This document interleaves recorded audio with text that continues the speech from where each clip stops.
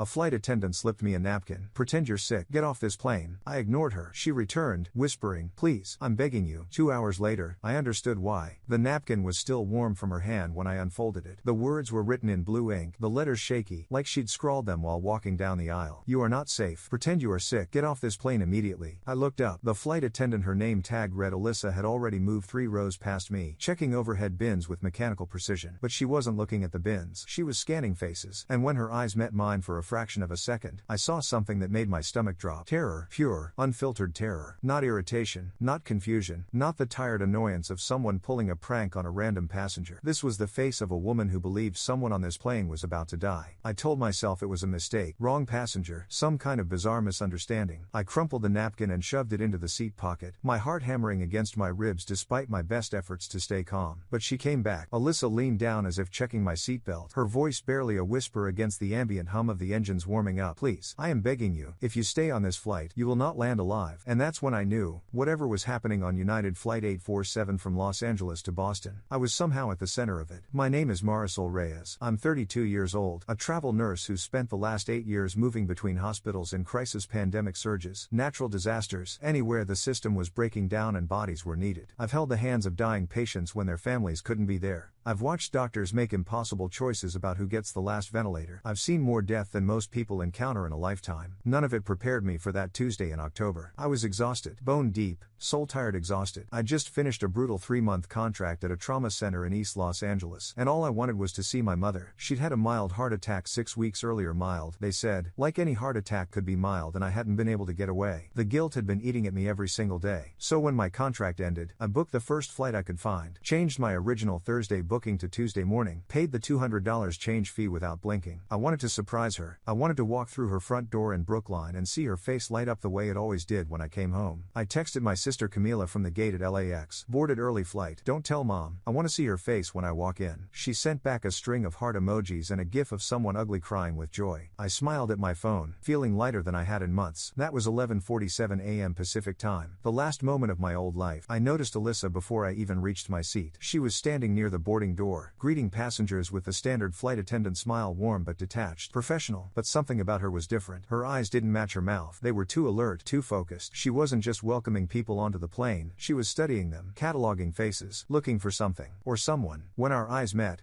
she hesitated, just for a half second, a tiny hitch in her rhythm. Then she looked away, her smile never faltering. I filed it away as nothing. Flight attendants dealt with thousands of passengers. Maybe she was new. Maybe she was having a bad day. Maybe I was projecting my own exhaustion onto strangers. My seat was 14C, an aisle seat near the middle of the plane, exactly what I'd requested when I changed my booking. I liked aisle seats. Easy access to the bathroom, no climbing over strangers, quick exit when we landed. Simple preferences that, as it turned out, would save my life. As I settled in, I scanned the cabin out of habit. 8 years of working in high-stress medical environments had trained me to assess situations quickly, to notice what didn't fit, what felt wrong, what might become a problem before it escalated. The man in 14A, my window seat neighbor, was already there. Mid-40s, gray hoodie, noise-canceling headphones. He gripped the armrests like the plane was already in turbulence, his knuckles white. Nervous flyer, I assumed. Common enough. Across the aisle in 14D sat a woman in an expensive charcoal business suit. She was beautiful in a sharp, corporate way, perfect makeup, perfect posture, but her leg was bouncing rapidly under the tray table. Her phone was in her hand, screen dark, but she kept glancing at it like she was expecting a message that hadn't come yet. Behind me, a teenage boy, maybe 16 or 17, clutched a black backpack to his chest like it contained something precious. His breathing was too fast. His eyes were red-rimmed. He looked like he hadn't slept in days. And near the emergency exit in row 10, a man in a black leather jacket sat perfectly still. Too still. No phone, no book, no nervous energy, just waiting. His eyes moved slowly across the cabin, lingering on specific passengers, the woman in the business suit, the teenage boy, me, before settling on the cockpit door. Stop it, I told myself. You're exhausted, you're seeing patterns that aren't there. But I couldn't shake the feeling that something was very, very wrong. The napkin came 12 minutes after I sat down. Alyssa walked down the aisle with a tray of pre-departure beverages for first class, but she wasn't serving anyone. She was making her way toward me with a deliberate casualness that felt rehearsed. When she reached row 14, she leaned down as if adjusting the napkin on my tray table, except there was no tray table. It was still stowed. She pressed the folded napkin into my my hand without making eye contact. "Complimentary beverage service will begin shortly," she said in a perfectly normal voice. Then she kept walking. I unfolded the napkin under the pretense of wiping my hands. The words hit me like ice water. "You are not safe. Pretend you are sick. Get off this plane immediately." My first instinct was denial. This had to be some kind of mistake. A prank. A test of some security protocol I didn't understand. People didn't just hand strangers cryptic warnings on napkins. That was the plot of a thriller movie, not a Tuesday morning flight to Boston. But when I looked up, Alyssa had stopped near the galley at the front of the cabin. She turned her head slowly, deliberately, and locked eyes with me. The fear in her expression was unmistakable. "Act now," her eyes seemed to say, "before it's too late." I didn't act. I should have. Instead, I rationalized. I told myself that if there was a real threat, there would be an announcement, that trained professionals would handle it, that I, a random travel nurse, couldn't possibly be the target of anything sinister. I crumpled the napkin and shoved it into the seat pocket in front of me. That was my first mistake. The plane began taxiing at 12:08 p.m. I watched through the window across the aisle as we pulled away from the gate, the terminal shrinking behind us. The engines hummed louder. The safety video played on the overhead screens. Everything looked normal, but I couldn't stop watching the other passengers. The man in the black leather jacket near the emergency exit was still unnaturally still. His hands rested on his thighs, fingers slightly curled, like he was ready to spring into action at any moment. He hadn't looked at the safety video once. His attention remained fixed on the cockpit door and on Alyssa. The woman in the business suit had started texting furiously, her manicured fingers flying across her phone screen. Her expression was tight, controlled, but I could see the tension in her jaw. Whatever she was typing, it wasn't casual. The teenage boy behind me was hyperventilating. I could hear his ragged breaths even over the engine noise. At one point, he whispered something that sounded like "I can't do this, I can't do this, I can't do this" on a loop. And the man in 14A, my window seat neighbor, kept glancing at the overhead bin above our row. He'd already opened it twice since boarding, both times without putting anything inside or taking anything out.